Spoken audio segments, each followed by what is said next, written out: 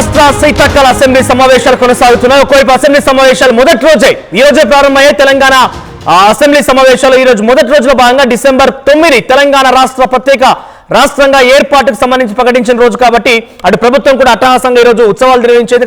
అదే సమయంలో సాయంత్రానికల్లా తెలంగాణ తల్లి విగ్రహాన్ని అధికారికంగా లాంచ్ చేసేందుకు సిద్ధమవుతోంది.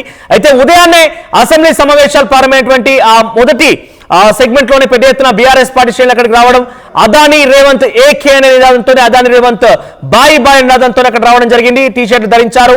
ఆ టీ-షర్ట్ ధరించినటువంటి సిచ్యువేషన్ ని పోలీసులు వారిని టీ-షర్ట్ ధరించి లోపలికి వెళ్తే అనుమతించలేదు. పెద్ద ఎత్తున హైటెన్షన్ నెలకొని వారందరినీ అరెస్ట్ చేశారు. అక్కడికి ఇప్పటికే పోలీస్ స్టేషన్ కూడా తరలించారు.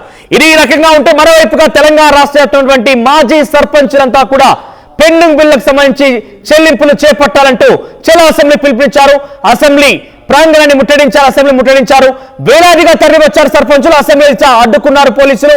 ఇరు వర్గాల మధ్య తోపులాట కూడా చోటు చేసుకుంది. ప్రస్తుతం సర్పంచ్ అరెస్ట్ చేశారు పోలీసులు.